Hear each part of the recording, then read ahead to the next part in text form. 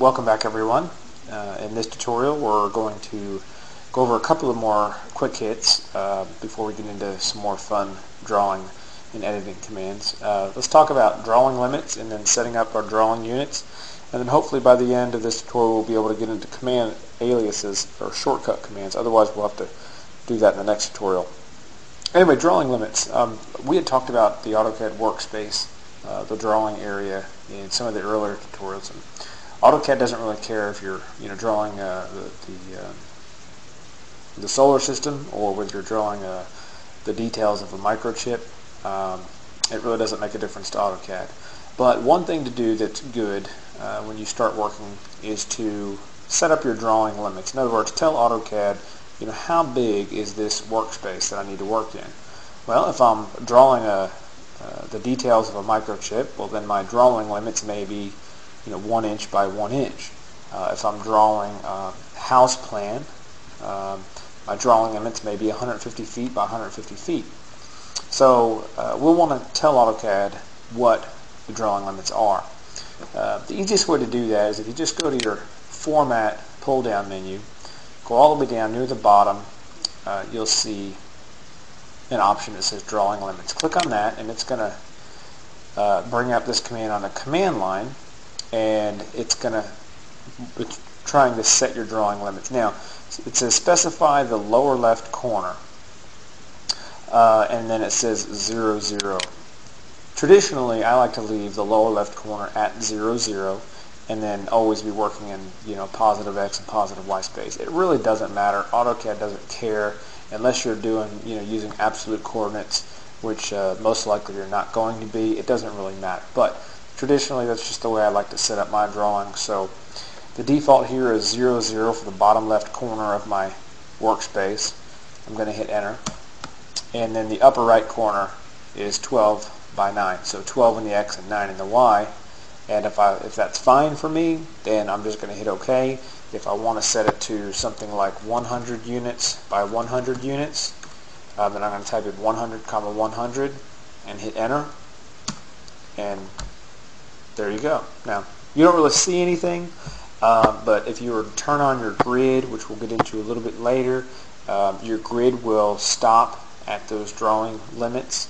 If you do a zoom all, which we're going to get into in the next couple of tutorials, some of our zoom commands, then it's going to zoom to the extents of those limits. So you don't really see anything here when you set your limits, but it is something that you're going to want to do. Now, something that is very important that you definitely will notice is when you set your drawing units.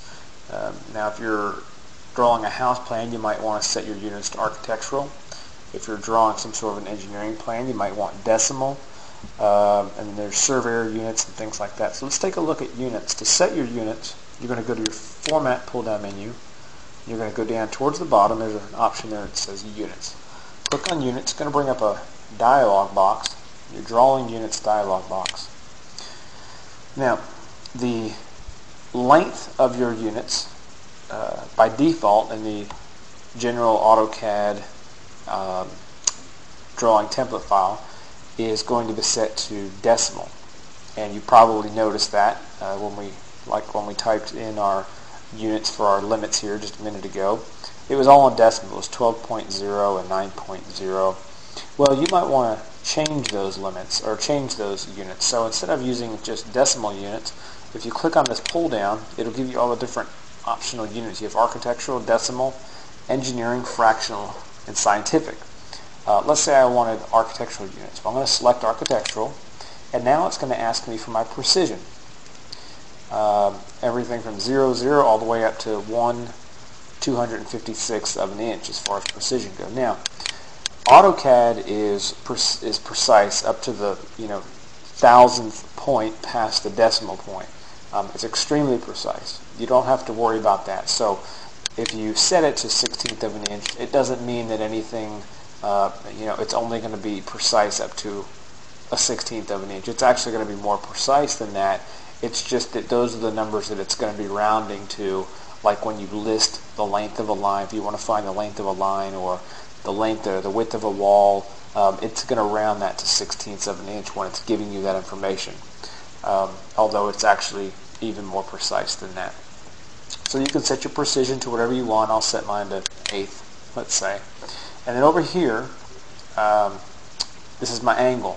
What type of angle do I want?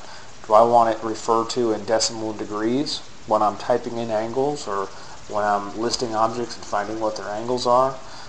Do I want it degrees, minutes, seconds, gradians, radians, and surveyor units? So those are different types of angles that I can input or extract out of the drawing when I'm listing the properties of objects. And of course we have precision here as well. This is obviously 0, this is 0.0 in decimal degrees for the angle. I'm just going to do degrees, minutes, seconds just so that you can see.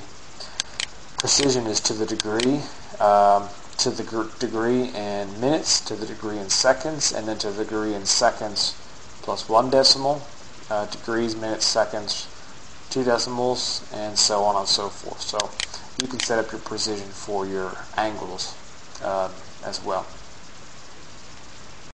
So that's setting up units in AutoCAD. And there's a couple of other options which we can get into later. We don't need to worry about those as much right now. So I'm going to go ahead and hit OK once I've got my unit set, and this time I'm just going to cancel. Well, that's how you set up your drawing limits and also your drawing units.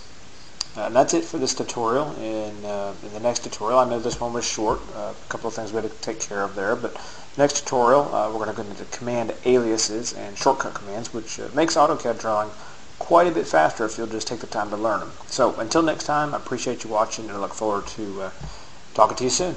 Bye-bye.